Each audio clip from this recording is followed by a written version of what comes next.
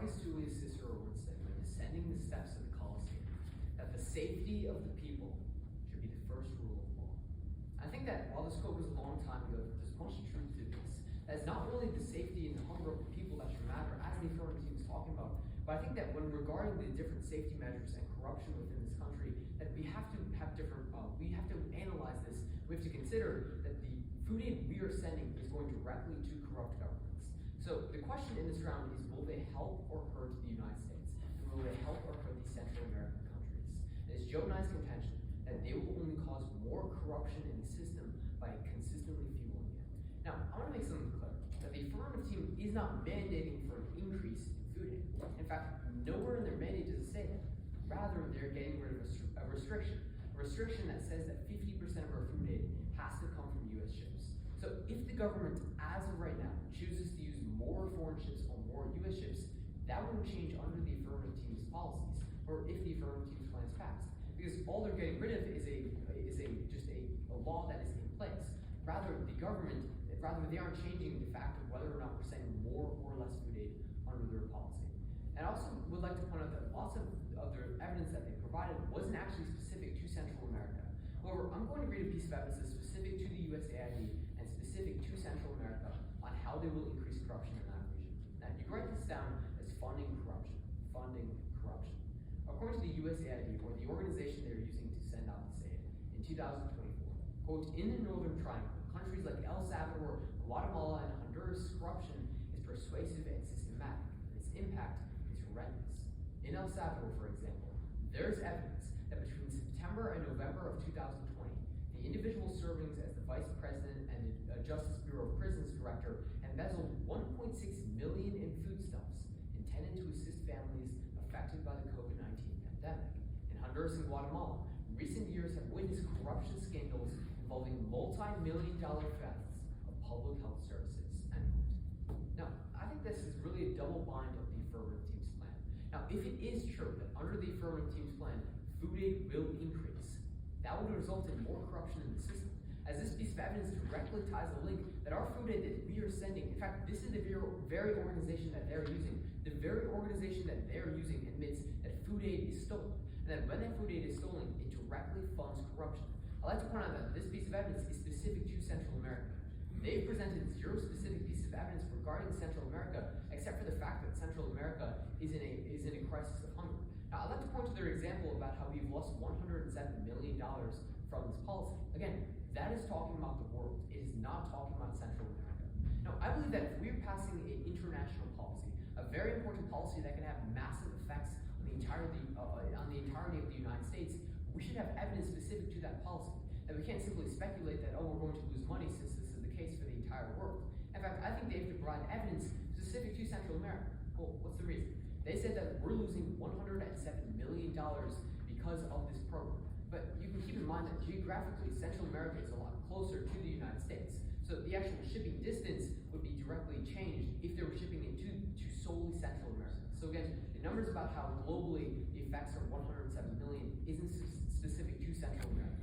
So the only important evidence that is specific to their plan says that if we pass our plan, the USAID admitted that, again, the food aid is being stolen, and that is funding corruption. So if they are increasing aid, that will fund corruption. If they aren't increasing aid, again, there's no impact to their policy, and its current system will stay the same. But I want to move on to my second and final point, that food aid was recently removed. I'll say that again. Food aid was recently removed. Now, for context, I think that both teams can agree that the Trump administration is making certain policies as of right now. Now, just a couple of days ago, Trump passed an executive order that said that all food aid and all aid is banned.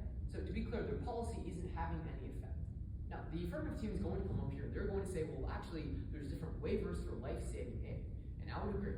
However, the problem is that these waivers aren't effective. In fact, as of right now, these waivers aren't into process, and there's many troubles with these waivers. Now, you can write this down as USAID dismantled. USAID dismantled.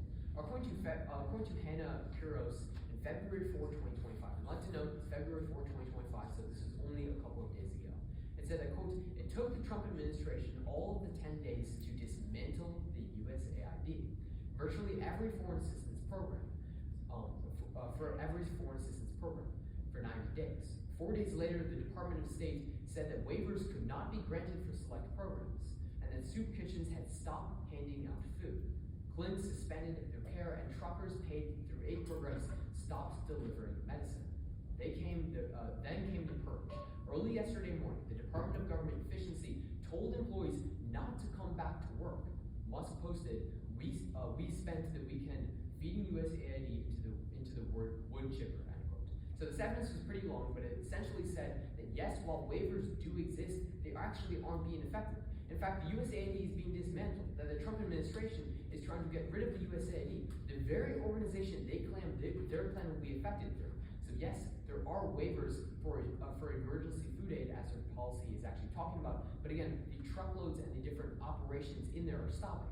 In fact, the specific piece of evidence says that the Trump administration is actually telling these people to stop working. In fact, it is happening, that the current system is actually failing.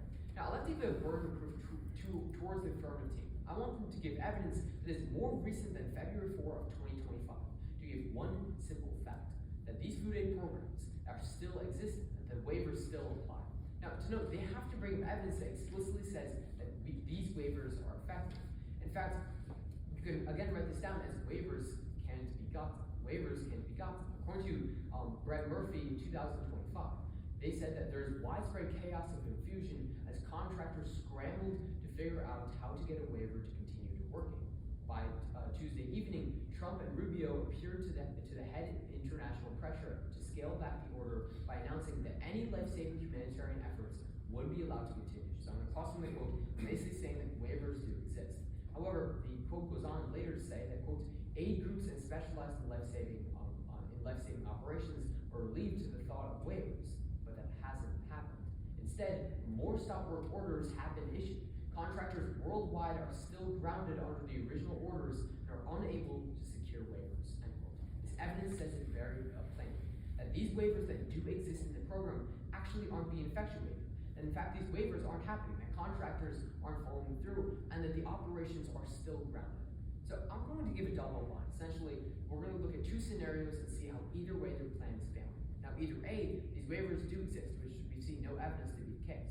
Now, if that is the case, they're only fueling more corruption in the system, that they're only increasing aid and fueling corruption. Or B, that these waivers actually are not effective, thus that their policy has no effect onto the current system. Either way, they're either resulting in massive disadvantages to the current system or no effect to the current system at all. Either way, there's no advantage presented to the affirmative team's case, and we believe that if we need to effectively feed these people and if we want to effectively help these people, we have to support the safety of